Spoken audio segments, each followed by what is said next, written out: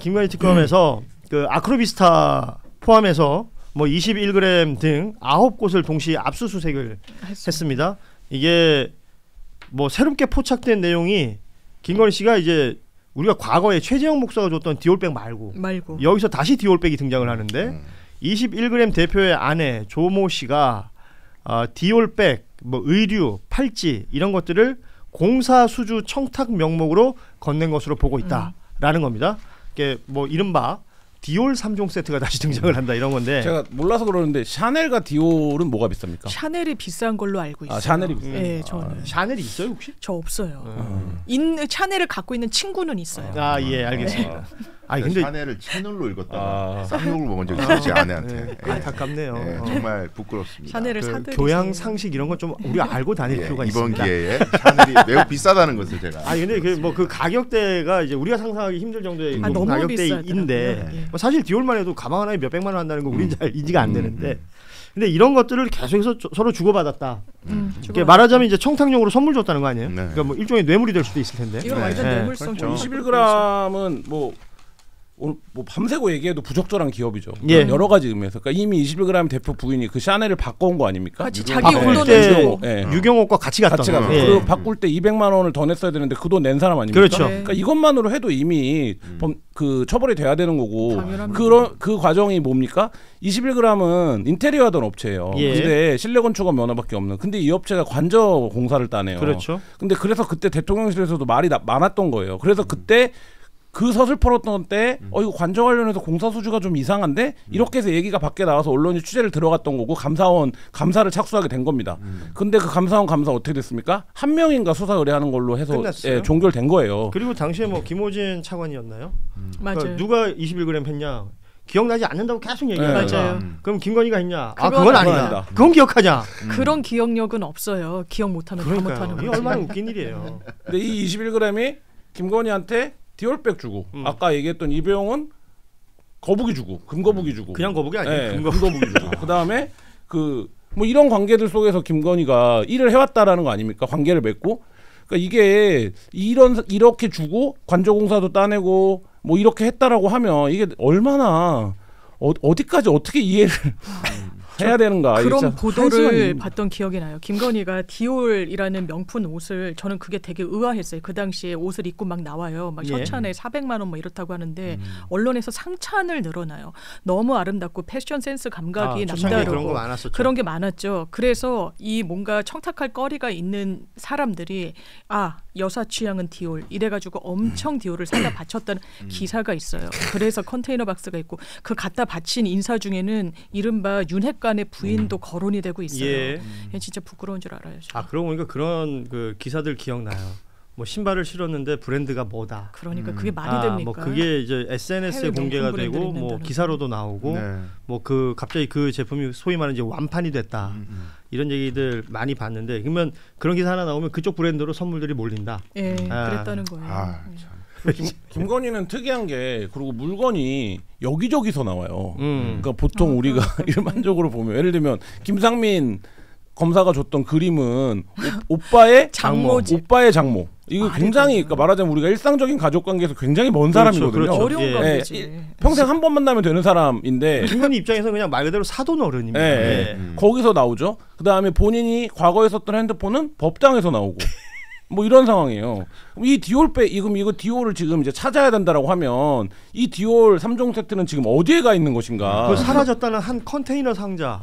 찾아야 굉장히 지금 의심스럽잖아요. 그렇죠, 그러니까 그렇죠. 그런 것들만 따로 모아서 유경옥이 어떻게 자체적으로 처리를 한 건 아닐까 의심하는 것이고 그 안에 뭐가 있을까? 말하자면 그게 보물창고가 아니겠느냐. 그렇죠. 진짜 고궁박물관의 수장고보다 거기에 뭐가 있을까? 근데 이제 범죄 혐의와 관련된 물건들이 흩어진 것은 원래는 갖고 있다가 뭐 특검이 통과되니만이 할 때라든지 뭐 남편이 공경에 취했을 때 그때 하나 둘 셋 뛰어 그래가지고 쫙 이렇게 분산했을 가능성이 높아요. 왜냐하면 뭐 목걸이를 뭐 서희건설한테 돌려주기도 하고 막 그런 짓을 하잖아요. 그런 것을 봤을 때 사후적으로 흩어졌을 가능성이 높고 맞아요. 저는 이 이슈 관련해 가지고 꼭 짚어야 되는 게 감사원 말씀해 주셨지만 원래 김건희가 나쁜 건 이제 전 국민이 다 한다. 그런데 그 나쁜 것을 지적하고 문제 제기를 했을 때 마땅히 이걸 바로잡아야 될 책임이 있는 국가기관이 요것을 게을리한 게 아니라 알고도 덮었다.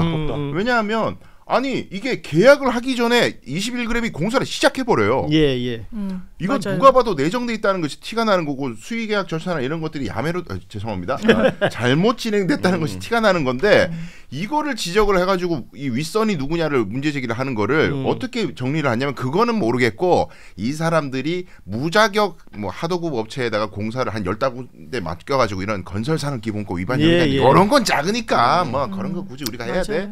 이런 식으로 축소시키는 이거 다 단죄해야 됩니다. 지금 그 중요한 말씀 해주신 것 같아요. 네. 도이치모터스 주가 조작 건부터 시작된 따지자면 이제 검사들이 봐주기 수사했던 내용이라든지 감사원도 이해하지 못할 내용들의 감사 결과를 내놓고 실제 그 관저 이전 등이 얘기가 될 때 그 여사 업체라는 이름으로 21g을 불렀다는 거 아니에요? 그러니까 이런 것들이 다 정황은 있었는데 그 이후에 컨트롤이 전혀 되지 않았던 부분들 이제 와서 밝혀지고 있고 바로 잡아야 되는 부분들이다라고 할 수 있을 텐데 앞서 그 우리 강수현 변호사가 이제 버거보살이라고 얘기했던 노상원 전 정보사령관 이 사람이 했던 행동에 대해서 최근 SBS가 보도한 게 있습니다. 그러니까 뭐 우리 노상원 수첩이라고 얘기하는 그 수첩에 그동안 내란 특검에서 이제 해독이 불가했던 내용을 군 인사 관련 해서 글자들을 해석을 해냈다 이런 보도가 나왔는데요. 뭐 필적 감정 이런 걸 했지만 감정 불능으로 나왔었는데 군 출신 수사관들하고 같이 맥락을 맞춰봤다. 그러니까 해석된 내용을 보자면 2023년 10월 이전부터 계엄을 구상하면서 군 인사를 손을 댄 정황입니다. 말하자면 계엄을 하려면 군이 이 파트에서는 이렇게 움직이고 저 파트에서는 저렇게 움직여야 되는데 그런 사람들을 미리미리 세팅한 흔적이라는 거죠. 여기에 여인형, 소형기, 박안수, 김웅준 뭐 이런 등등의 군인들의 이름이 등장하는데 아시다시피 뭐 여인형은 방첩사령관으로 우리가 알고 있고 박안수는 뭐 참모총장, 그러니까 계엄 사령관이 되는 사람입니다. 이런 사람들에 대해서 뭐 사전 교육을 해야 된다, 승진을 시켜야 된다, 어떤 자리로 보내야 된다 등을 수첩에 적어놨다는 거예요. 그것을 뭐 자신들만 알아볼 수 있는 형태의 글자로 적어놔서 이번에 해석을 했다는 건데 이건 좀 진지하게 볼 필요가 있을 것 같습니다. 이게 전직 정보사령관의 수첩에서 나온 것인데 이 사람은 김용현하고 계속해서 접속을 했었던 것이고 계엄 실패 후에 김용현이 전화를 걸었던 사람이죠. 제일 먼저 전화를 했던 사람이기도 하고요. 야, 상훈아 어떻게 해야 되냐? 이제 어떻게 해야 되냐? 예, 이거는 모르겠어요. 우리 저 서울에 보면 영화 보면 그 불 끄고 뭐 실패하면 뭐 성공하면 뭐 이거 하기 전에 그들끼리 했던 행동들이 있는 거 아니에요? 장태화이가 탱크를 몰고 온다는데 어떡하지? 비장하다. 누구예요, 근데? AI가 만든. 방금 한 건 강수영 변호사 성대모사입니다. 본인 거예요? 제5공화국이라는 MBC 드라마의 한 배우를 제가 한번 너무 많이 봤고 제가 그 드라마를 그러니까 군 내부에서는 노태우구나. 노태우였어요. 네. 그러니까 군 내부에서는 아니고 군 외부에 있는 인사 이걸 한 거 아니에요? 그러니까 노상원과 김용현 관계 저희가 처음 취재할 때 노상원이 결국엔 머리일 것이라는 얘기를 군 관계자들이 많이 했었어요. 그러니까 왜냐하면 김용현은 그럴 능력이 안 된다. 안 되고, 그러니까 노상원이 머리일 거다. 근데 노상원이 이제 어쨌든 2023년 이전부터 요 계엄에 대한 얘기를 했고 윤석열이 대통령실에 들어가면서부터 나 계엄해야지, 나 비상대권 해야지 이러고 시작하진 않았을 거잖아요. 그럼 누군가 이 얘기를 뭐 소위 말하는 펌프질을 한 사람이 있었을 거예요. 그러면 노상원이 그거에 대해서 가장 완결적인 메모를 남겨놓고 있는 게 노상원이에요. 그러니까 예를 들면 김용현도 뭐 누구도 이 비상계엄에 대해서 노상원만큼 메모를 해놓지는 않았어요. 이 다른 지금 구속된 다른 사령관들도 예, 맞습니다. 그러면 노상원이 애초부터 이 군조직을 어떻게 가동시켜서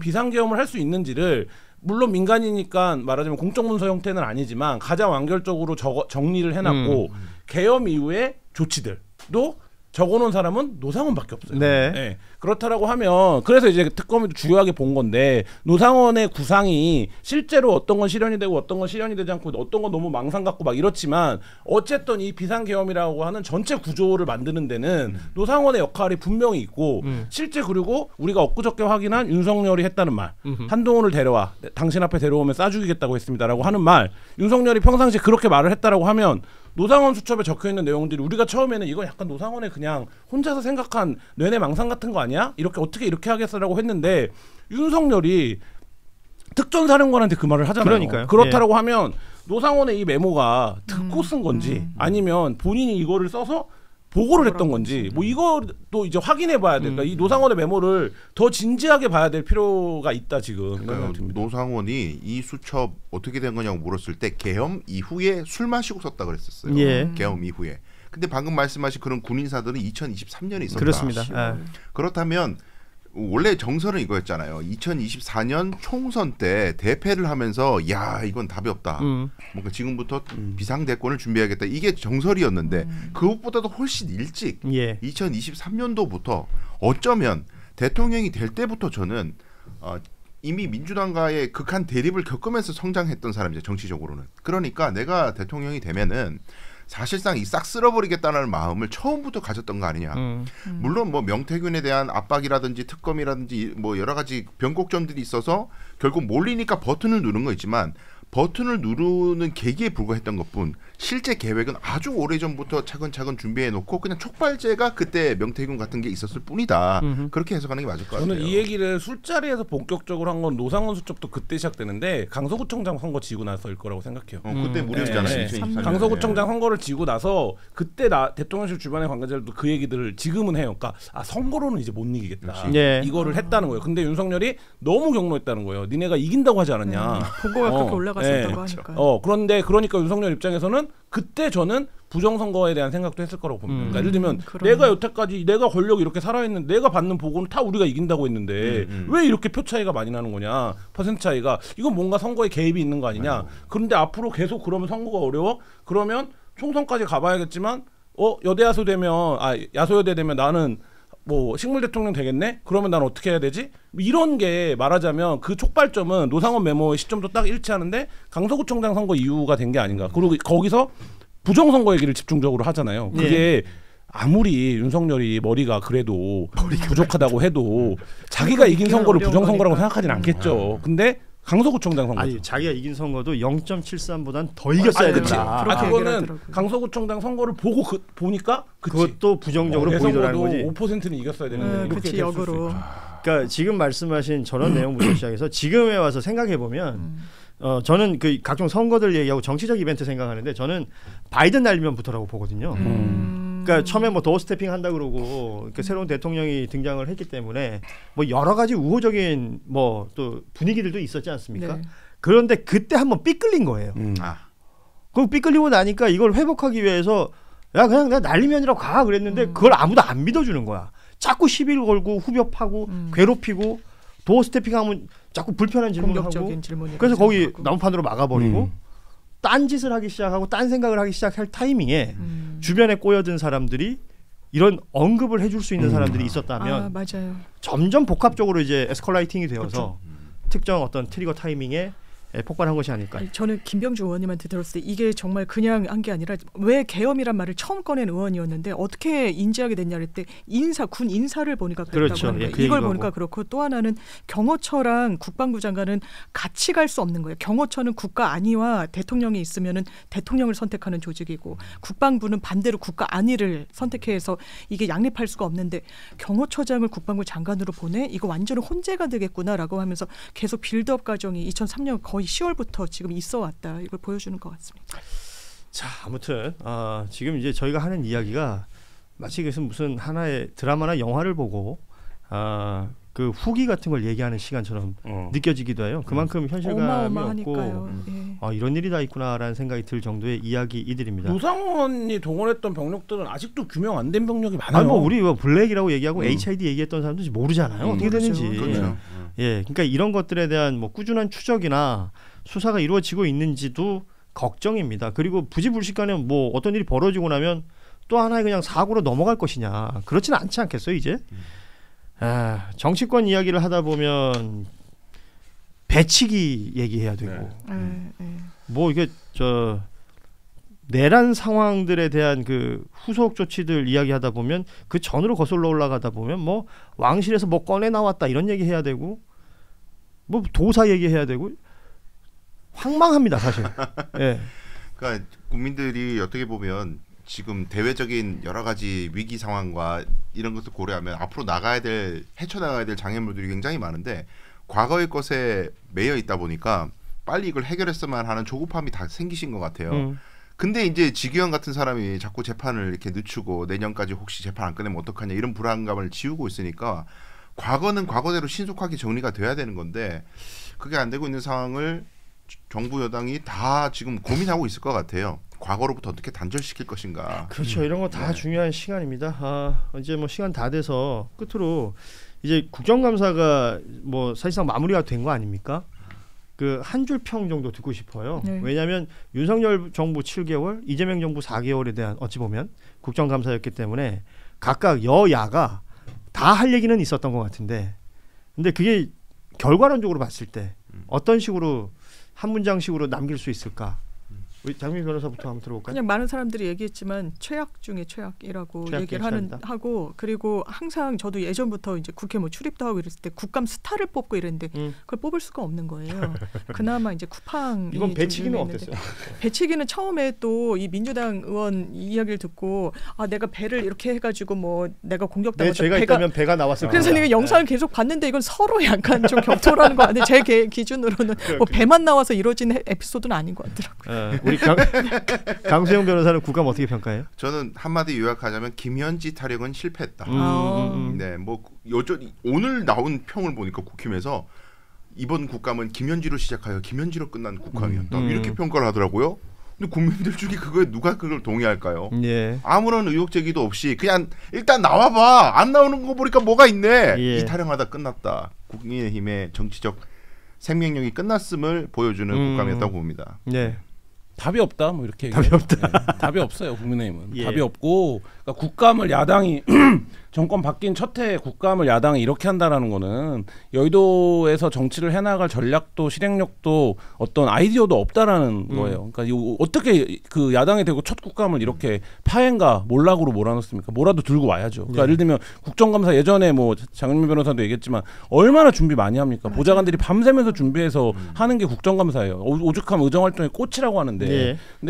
근데 이런 국정감사를 결국엔 지금 얘기하신 것처럼 김현지 타령하다 끝내고 그나마 최민희 가방위원장의 어떤 말실수나 이런 부분들이 없었다라고 하면 완전한 몰락이 확인이 됐을 텐데 결과적으로 말하면 답이 없다. 답이 없다. 자, 모두가 사실은 약간 여유 있어지고 좀 마음이 편안해지는 금요일 오후에 저희가 맞습니다. 방송을 하는데도 뉴스를 다 모아놓고 보니까 앞서도 잠시 언급했지만 황망하군요. 예.